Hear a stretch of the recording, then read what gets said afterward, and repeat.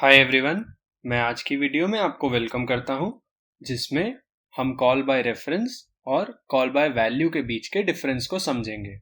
हमने call by value के बारे में पिछली वीडियो में पढ़ा था। अगर आपको उसमें कुछ भी डाउट हो तो आप एक बार पिछली वीडियो को रिवाइज ज़रूर करें। तो चलिए स्टार्ट करते हैं। हम स्टार्ट करेंगे हमारी लास्ट टाइम की एक्सरसाइज के साथ। यहाँ हमें एक प्रोग्राम गिवन रहेगा, हमें उसके आउटपुट को फाइंड करना है। तो चलिए हमारे प्रोग्राम को देखते हैं। यहाँ एक फंक्शन है एरिया नाम का और यहाँ आपका मेन फंक्शन है। तो आपको इस प्रोग्राम के आउटपुट को फाइंड करना है। आप एक बार वीडियो को पॉज करके इसे खुद से ट्राई जरूर करें। तो चलिए अब हम इस प्रॉब्लम को सॉल्व करते हैं। अब आपके लिए एक जनरल टिप है, जब आपको इस तरह के बड़े प्रोग्राम को समझना हो तो आप इसे छोटे छोटे पीसेस में समझने की कोशिश करिए। जैसे यहाँ पहले हम एरिया फंक्शन को समझेंगे। तो आप देख सकते हैं एरिया फंक्शन डबल टाइप की एक वैल्यू को एज आर्ग्यूमेंट लेता है, उसे साइड वेरिएबल में स्टोर करेगा। उसके बाद यहाँ आपका इंस्ट्रक्शन है side into equal to side. इसका मतलब क्या होता है? इसका मतलब होता है कि साइड वेरिएबल की वैल्यू को साइड वेरिएबल से गुना करें और जो आपका रिजल्ट आएगा उसे वापस साइड वेरिएबल में ही स्टोर कर दें। फाइनली आपने साइड वेरिएबल की फाइनल वैल्यू को यहां से रिटर्न कर दिया है। तो ये तो हो गया आपका एरिया फंक्शन। चलिए अब हम हमारे मेन फंक्शन को देखते हैं। मेन फंक्शन में यहां हमने एक साइड वेरिएबल को डिक्लेयर किया जिसका टाइप है डबल और उसमें वैल्यू 5.2 को स्टोर कर दिया। उसके बाद हमने एरिया फंक्शन को कॉल किया और साइड वेरिएबल को एज पैरामीटर यहां से भेजा। जो एरिया फंक्शन की रिटर्न वैल्यू है उसे डबल टाइप के वेरिएबल रिजल्ट में स्टोर किया। फाइनली रिजल्ट की वैल्यू को प्रिंट कर दिया है। तो हमें इस प्रोग्राम के आउटपुट को फाइंड करना है, तो बेसिकली हमें रिजल्ट वेरिएबल की वैल्यू को फाइंड करना है। तो अब इस प्रोग्राम में सबसे कंफ्यूजिंग चीज ये है कि साइड वेरिएबल काफी जगह पर यूज किया गया है। यहाँ फंक्शन में भी साइड वेरिएबल है और आपके मेन ब्लॉक में भी साइड वेरिएबल है। तो सबसे ज्यादा जरूरी चीज जो यहाँ समझने की है वो ये है कि यहाँ फंक्शन को कॉल बाय वैल्यू मेथड से कॉल किया गया है। तो इसलिए यहाँ जो साइड वेरिएबल हमने डिक्लेयर किया है वो अलग होगा साइड वेरिएबल जो यहाँ डिक्लेयर किया गया है उससे। इन दोनों वेरिएबल्स का नाम सेम है बट ये दो अलग अलग वेरिएबल्स होंगे। तो चलिए अब हम इसे एक एनिमेशन के थ्रू समझने की कोशिश करते हैं।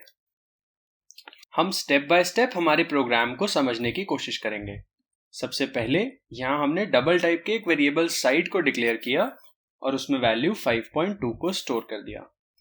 उसके बाद नेक्स्ट इंस्ट्रक्शन में हमने एक डबल टाइप के वेरिएबल रिजल्ट को डिक्लेयर किया है और एरिया फंक्शन को कॉल किया है और साइड वेरिएबल की वैल्यू को एज आर्ग्यूमेंट यहां से भेजा है। तो ये है आपका एक्चुअल पैरामीटर। अब यहाँ साइड वेरिएबल आपका फॉर्मल पैरामीटर है। तो इसलिए यहाँ फंक्शन के साथ एक साइड वेरिएबल जुड़ा है जो कि आपके मेन फंक्शन के साइड वेरिएबल से अलग है। तो यहाँ क्या होगा?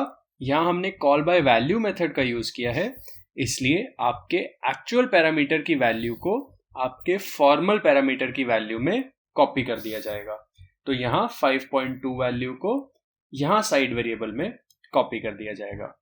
यही सबसे इंपॉर्टेंट चीज है कि ये दो साइड वेरिएबल्स अलग अलग हैं। तो अब यहाँ फंक्शन को कॉल किया गया, आप आपके फंक्शन में आ गए। यहाँ side into equal to side, इसका मतलब साइड के अंदर साइड वेरिएबल का स्क्वायर स्टोर कर दिया जाएगा जो कि है 27.04। फाइनली आपने साइड वेरिएबल की वैल्यू को यहाँ से रिटर्न कर दिया है। तो अब क्या होगा? यहाँ रिटर्न वैल्यू हो गई 27.04।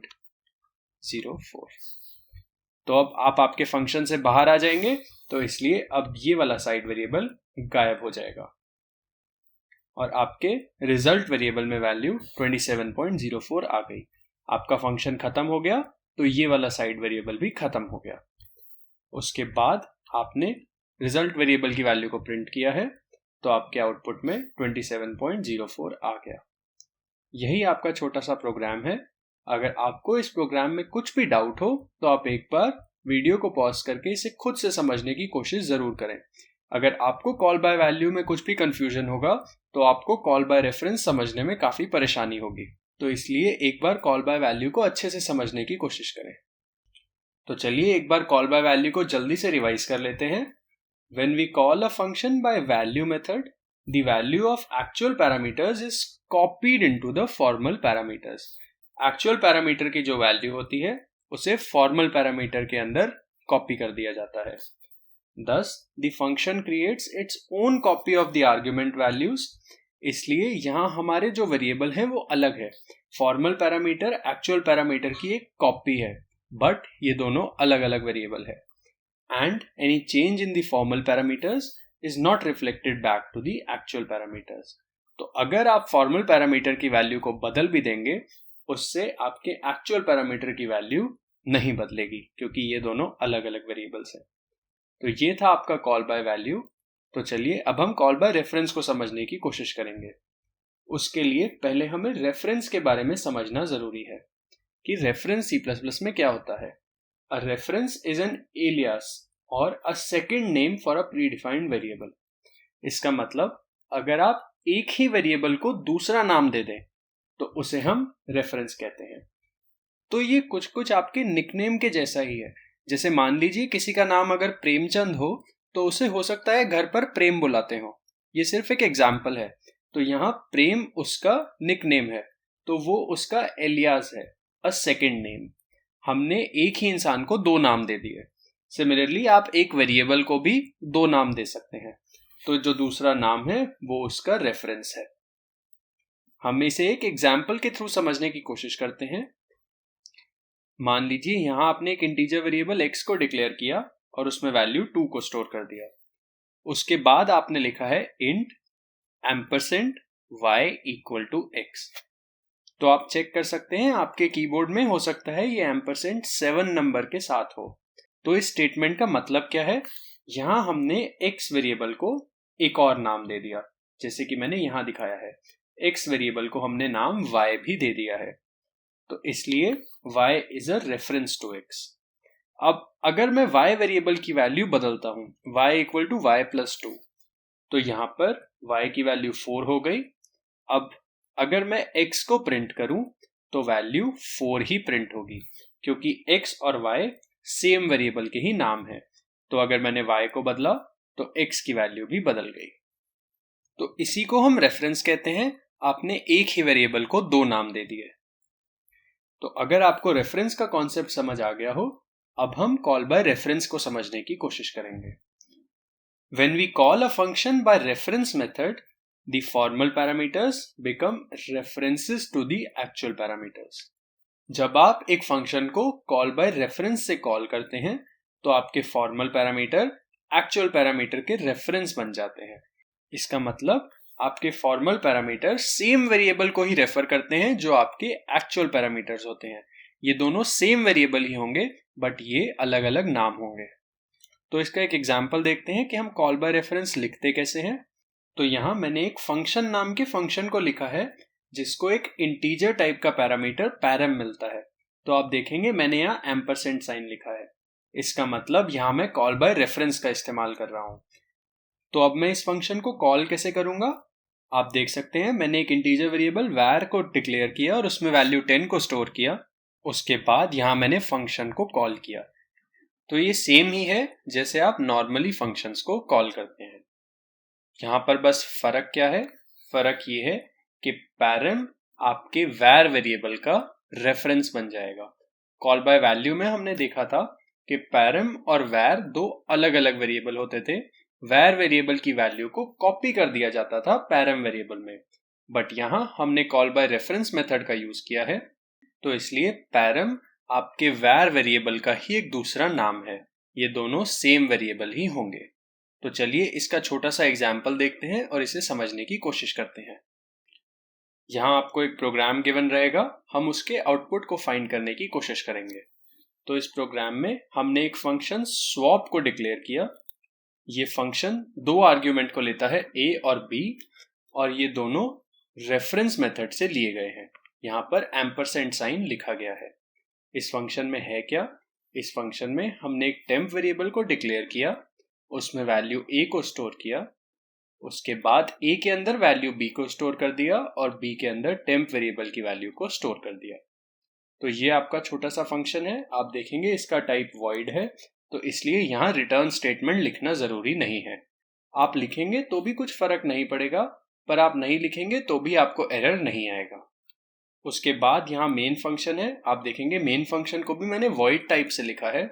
मेन फंक्शन में मैंने एक इंटीजर वेरिएबल x को डिक्लेयर किया, उसमें वैल्यू 2 को स्टोर किया। उसके बाद मैंने इंटीजर वेरिएबल y को डिक्लेयर किया, उसमें वैल्यू 3 को स्टोर किया, x और y की वैल्यू को प्रिंट किया। उसके बाद मैंने स्वैप फंक्शन को कॉल किया है और x और y को एज एक्चुअल पैरामीटर यहां से भेजा और फाइनली फिर से x और y की वैल्यू को प्रिंट किया। तो चलिए अब हम इस प्रोग्राम के आउटपुट को फाइंड करने की कोशिश करते हैं। तो जैसे कि हमने पढ़ा है, जब आपके प्रोग्राम को चलाया जाएगा तो सबसे पहले मेन फंक्शन को चलाया जाएगा। तो यहाँ इंटीजर वेरिएबल x को डिक्लेयर किया, उसमें वैल्यू 2 को रखा। उसके बाद इंटीजर वेरिएबल y को डिक्लेयर किया, उसमें वैल्यू 3 को रखा। उसके बाद आपने x और y की वैल्यू को प्रिंट किया है, तो आपके आउटपुट में आ गया 2, एक स्पेस और फिर 3। उसके बाद एक एंड एल है, तो आप नेक्स्ट लाइन में आ गए। उसके बाद आपने स्वैप फंक्शन को कॉल किया। अब यहां जरूरी चीज क्या है कि स्वैप फंक्शन को कॉल बाय रेफरेंस से कॉल किया गया है। a और b दोनों रेफरेंसेस हैं, तो इसलिए a आपका x का रेफरेंस बन जाएगा और b आपका y का रेफरेंस बन जाएगा। क्योंकि a सबसे पहले लिखा गया है, तो a पहले वेरिएबल का रेफरेंस बन जाएगा और b दूसरे वेरिएबल का। तो यहां हमने सेम चीज को दिखाया है, a और x अब सेम ही वेरिएबल है, सिमिलरली b और y सेम ही वेरिएबल है। तो अब हम हमारे फंक्शन में आ गए। यहां हमने टेम्प वेरिएबल को डिक्लेयर किया और उसमें a की वैल्यू को स्टोर किया, तो टेम्प में वैल्यू 2 आ गई। उसके बाद हमने लिखा है a इक्वल टू b, तो a के अंदर b की वैल्यू आ जाएगी जो कि है 3। उसके बाद हमने लिखा है b इक्वल टू टेम्प, तो b में टेम्प की वैल्यू को डाल दिया जाएगा, तो b की वैल्यू 2 हो गई। उसके बाद आपका फंक्शन खत्म हो गया, तो आप फंक्शन से वापस बाहर आ गए और आपके a, b और टेम्प भी अब खत्म हो गए क्योंकि आपका फंक्शन खत्म हो गया। ऐसा क्यों हुआ? क्योंकि a, b और टेम्प का स्कोप इस फंक्शन तक ही सीमित था, वो लोकल स्कोप था, वो वेरिएबल्स इस फंक्शन के अंदर ही सिर्फ इस्तेमाल किए जा सकते थे। अगर आपको स्कोप में कुछ भी डाउट हो तो आप एक बार पिछली वीडियोस को रेफर जरूर करें। फाइनली आपने प्रिंट किया है x और y की वैल्यू को, तो आप देख सकते हैं x और y की वैल्यूज आपस में इंटरचेंज हो गई हैं। पहले x की वैल्यू 2 थी और y की वैल्यू 3 थी, अब x की वैल्यू 3 हो गई और y की वैल्यू 2 हो गई। तो यही आपका आउटपुट होगा। सेम चीज को हमने यहां भी दिखाया है। इस फंक्शन को स्वैप फंक्शन मैंने इसीलिए नाम दिया था क्योंकि ये x और y की वैल्यू को स्वैप कर देगा, इन दोनों को इंटरचेंज कर देगा। x के अंदर y की वैल्यू आ जाएगी और y में x की वैल्यू। तो अब आपको कॉल बाय रेफरेंस का कॉन्सेप्ट क्लियर हो रहा होगा। चलिए इसे देखते हैं। When we call a function by reference method, the formal parameter become references to the actual parameter. Same चीज को अभी हमने देखा, फॉर्मल पैरामीटर्स आपके एक्चुअल पैरामीटर के रेफरेंस बन जाते हैं। Thus, the function does not create its own copy of the argument values and rather refers to the actual parameters using references. तो यहाँ पर फॉर्मल पैरामीटर्स अलग वेरिएबल नहीं होते, ये एक अलग कॉपी नहीं होती, ये एक्चुअल पैरामीटर के ही रेफरेंसेस होते हैं। यही मेन डिफरेंस है कॉल बाय वैल्यू और कॉल बाय रेफरेंस के बीच में। कॉल बाय वैल्यू में आपके फॉर्मल पैरामीटर्स एक्चुअल पैरामीटर की एक कॉपी होते हैं, बट कॉल बाय रेफरेंस में फॉर्मल पैरामीटर्स एक्चुअल पैरामीटर की एक रेफरेंस होते हैं। Hence, any change in the formal parameters is reflected back to the actual parameters. इसलिए अगर आप फॉर्मल पैरामीटर्स में कुछ भी बदलाव करेंगे तो आपके एक्चुअल पैरामीटर्स में भी सेम बदलाव हो जाएगा। जैसे हमने हमारे पिछले एग्जाम्पल में देखा था, हमने a और b की वैल्यू को बदला था और यहाँ x और y की वैल्यू भी बदल गई थी। तो इसलिए यहाँ लिखा है any change in the formal parameters is reflected back to the actual parameters. Call by value में ऐसा नहीं होता था। कॉल बाय वैल्यू में अगर आप फॉर्मल पैरामीटर की वैल्यू को बदले तो एक्चुअल पैरामीटर की वैल्यू नहीं बदलती थी। तो अब आपको ये डिफरेंस थोड़ा थोड़ा समझ आ रहा होगा। इसी के साथ हम आज की वीडियो को यहाँ खत्म करेंगे। अब यहाँ अगली वीडियो के लिए आपके लिए एक एक्सरसाइज है। आपको एक प्रोग्राम गिवन है, आपको उसके आउटपुट को फाइंड करना है। तो ये प्रोग्राम क्या है? यहाँ एक स्वैप फंक्शन है और आपका मेन फंक्शन है। ये कुछ वैसा ही दिख रहा है जैसे हमने अभी पिछला प्रोग्राम देखा। तो आप देख सकते हैं मेन फंक्शन तो सेम ही है, यहाँ बदलाव सिर्फ स्वैप फंक्शन में हुआ है। पहले a और b दोनों को रेफरेंस की तरह लिया जा रहा था, अब a को वैल्यू मेथड से लिया गया है और b को रेफरेंस मेथड से। तो आपको इस प्रोग्राम के आउटपुट को फाइंड करना है। हम इसे अगली वीडियो में समझने की कोशिश करेंगे। आप एक बार इस एक्सरसाइज को खुद ट्राई जरूर करें। तो अगली वीडियो में हम कॉल बाय रेफरेंस के और एग्जाम्पल देखेंगे। साथ ही साथ हम फंक्शन प्रोटोटाइप और हेडर फाइल के बारे में भी पढ़ेंगे। अगर आपको आज की वीडियो में कुछ भी डाउट हो तो आप नीचे कमेंट सेक्शन में लिख दें, मैं जल्दी से जल्दी रिप्लाई करने की कोशिश करूंगा। अगर आपको ये वीडियो हेल्पफुल लगी हो तो आप वीडियो को लाइक करें और चैनल को सब्सक्राइब करें। Thank you.